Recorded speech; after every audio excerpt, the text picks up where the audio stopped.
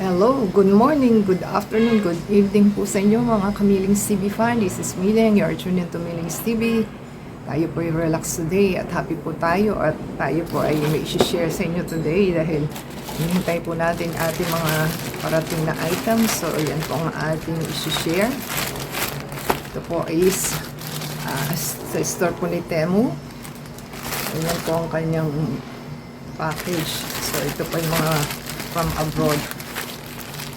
So, ating pong i-check kung tama po ba dahil meron po tayong tatlong items. Ito po is plastic jewelry na transparent color daw po, 68. And meron po tayong jewelry storage box, 75. And meron po tayong bracelet na rose gold, 114. So, ang binayaran lang po natin is Gcash natin, 257 lang po.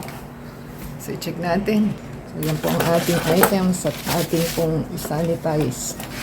Dahil galing po ito sa abroad, so iba-ibang kamay ang dumating.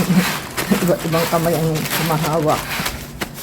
So, ating pong i-open. Pasensya na po kayo sa ingay ng ating construction sa ating neighborhood. Meron po tayong isa sa harap at sa gilid. Yan, ating nakapana po yung ating una. So, yan po ang itsura ng ating item.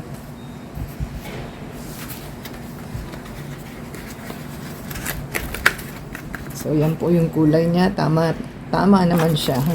Kaya lang, maliit lang talaga pala. Pang traveling, lang po ito. Lalagyanan yung jewelry. So, mukhang maganda naman po siya. Sa murang halaga, di ba? So, ang halagan po niya is 75 pesos. So, meron ka ng lalagyan. Oh, yan po ang ating magandang item. So, pang travel, lang po ito, lalagyanan.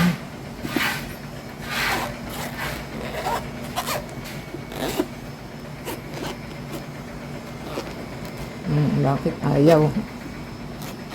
Sira pa. Sira pa ang kanyang zipper. Ay, nako.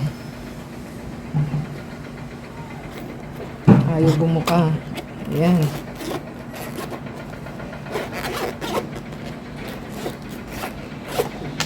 Ayan. Ayan po ang itsura ng ating jewelry item. So, matatanggal din pala siya. So, pwede pong ganyan.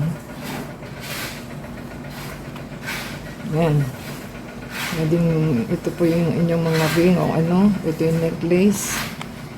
So, happy na po tayo sa ating item. Yan po ang ating item number 1. Ating kunin naman po yung ating item number 2. So, yan po ang ating number 2 item sa ating rose gold ang nakalagay. Ito po yung medyo mahal. Ito po is 114. So, oval po siya. Kapag malaki ang wrist mo, hindi uubra sa iyo.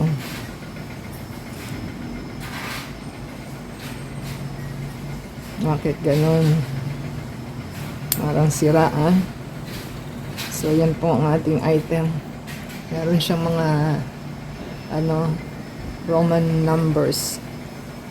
Kaya lang parang siya. Ayan, ganyan po siya. Hindi siya totally na nabibend. So, hindi siya nabibend, Ayaw siyang mag-bend. So, limited lang kanyang ayun. Nabibend naman siya. So, ayan po yung click niya para sumara. So, ganyan po ang itsura niya. So, happy na po tayo sa ating item number 2. So, Roman numbers yung nakalagay po sa design niya. So, try po natin itong last na ating item. Ganyan lang pala siya kaliit. Ganyan po. Hindi siya makapal, maliit lang. So, may mapaglalagyan na po tayo ng ating mga sikaw. Pwede rin pong tablet. Depende po sa paggagamitan ninyo. So, yan po yung kanyang opening. Yan. So, kapiranggot lang siya. 2, 4, 6. So, 24 compartments po ang ating item. So, happy na po tayo.